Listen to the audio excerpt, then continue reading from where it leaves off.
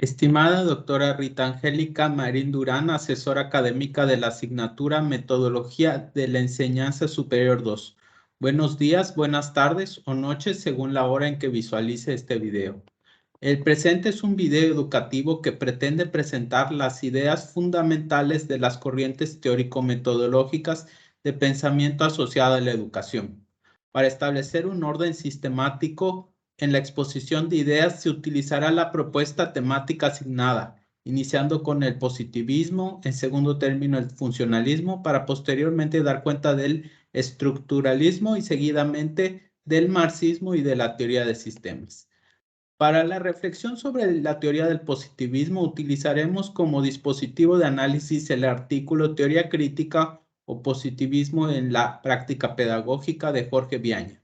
El corpus del texto se desarrolla alrededor de una genealogía crítica de la corriente positivista desde el pensamiento de Durkheim y sus antecesores hasta la etapa de su supuesta hegemonía en la llamada modernidad occidental y su posterior declive o contrarresistencia a partir de las posturas de pensamiento crítico surgidas en la llamada Escuela de Frankfurt y sus desarrollos posteriores, algunos de carácter doctrinante, de los cuales se separa el autor al ser a su decir un reforzamiento al positivismo y aquellas que asume con mayor legitimidad, tales como el pensamiento de Adorno y Horkheimer de corte sociológico y de Giroux de orientación pedagógica.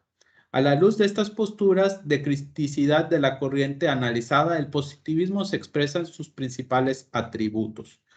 Con base en Horkheimer, asume como características claves las visiones teóricas y prácticas del positivismo general y no solo pedagógico las siguientes: la disección analítica de la realidad de carácter absoluta y mecánica de la realidad de carácter crítico, el cálculo de las utilidades como interés propio, el capital como eje denominador de las percepciones y prácticas sociales personales y pedagógicas. En lo referente a la pedagogía, Viaña, partiendo de una definición de Durkheim, señala que el positivismo se caracteriza por propiciar un sentido funcionalismo social y de sumisión de los aprendices hacia sus educadores, principalmente mayores, y al Estado a través de la imposición como mecanismos de educación. El mencionado autor señala que posteriormente se dieron nuevas facetas tildadas de modernizadoras que matizan eufemísticamente la postura de Durkheim a la par de añadirle elementos propios del capitalismo. De acuerdo con Viaña, esto ha calado profundo en la psique de los docentes, ya que se encuentran inmersos en su práctica a pesar del manejo discursivo de otras teorías. La objetividad y neutralidad valorativa son banderas del positivismo y han sido las coartadas base para mantener esta tradición conservadora, pero también aquellas que extraen el sentido crítico y político del acto educativo. En suma, desde la mirada de Viaña, el positivismo es una forma de educación que busca el control a través de la dominación, porque la formación en valores que propician la criticidad de pensamiento es una alternativa real a esta postura. Para realizar el análisis de la corriente del funcionalismo se tomará como referente reflexivo el artículo de Hugo Cadenas, La función del funcionalismo, una exploración conceptual.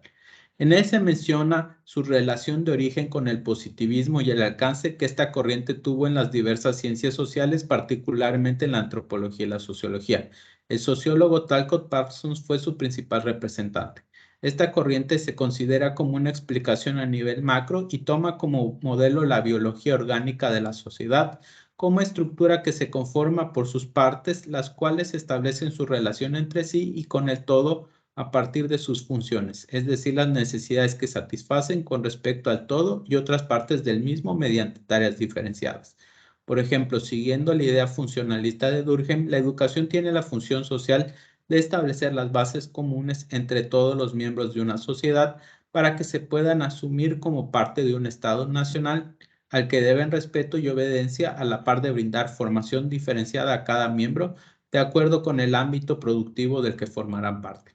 A su vez, Parsons consideraba que la sociedad se conformaba por tres sistemas: el cultural, el social, de la personalidad y posteriormente agrega el orgánico. La evolución social bajo este paradigma se asume como procesos de adaptación-diferenciación, inclusión y generalización de valores como respuestas estructurales adecuadas ante cambios que se presentan en las sociedades a lo largo del tiempo.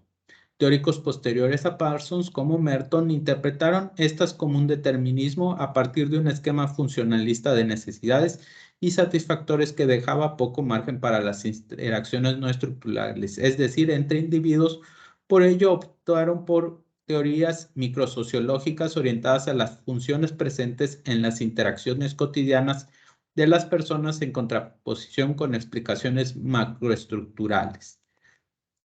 Seguidamente analizaremos el estructuralismo a la luz del artículo de Manuel Domínguez Llera. El citado teórico aborda la génesis y desarrollo del estructuralismo desde el campo de la lingüística con los estudios señeros de Fernandin Saussure y su posterior impulso por el Círculo de Copenhague. El estructuralismo desde la semiótica lingüística tiene como intención estudiar el lenguaje desde sí mismo y sus relaciones a partir de las dualidades sintagmáticas y los principios de la comprensión de la forma expresiva como elemento determinante del lenguaje. Las leyes básicas, es decir, estructurales, propias de la lengua que determinó Saussure en la lingüística, fueron retomados por otros grandes pensadores como el antropólogo Levi Strauss, el psicólogo Lacan y el sociólogo Althusser, al determinar las constituciones de la estructura social a partir de las relaciones económicas que la determinan. En síntesis, el estructuralismo aboga por estudiar y comprender un fenómeno a partir de la segmentación de sus partes, y a partir de dicha segmentación se descubrirán las reglas invariantes que determinan dicha estructura a partir de la cual se reconforma. En el campo de la didáctica se expresa a partir del principio de parcelar la enseñanza en unidades básicas inteligibles de conocimiento, como el signo lingüístico, las cuales se concatenan para la expresión de un todo. Sin embargo, esta alternativa soslaya la posibilidad de asumir una relación bidireccional y simultánea de conformación entre estructura y unidad básica y estructura, como lo señala el principio hologramático de la corriente de pensamiento complejo propuesta por Edgar Morin, y con ello coartar la comprensión global de los fenómenos. El texto El marxismo como teoría educativa se exalta el marco epistémico y sociológico del intelectual prusiano basado en la dialéctica hegeliana y los procesos de producción y lucha de clases como motores del proceso histórico y configuradores de la realidad social.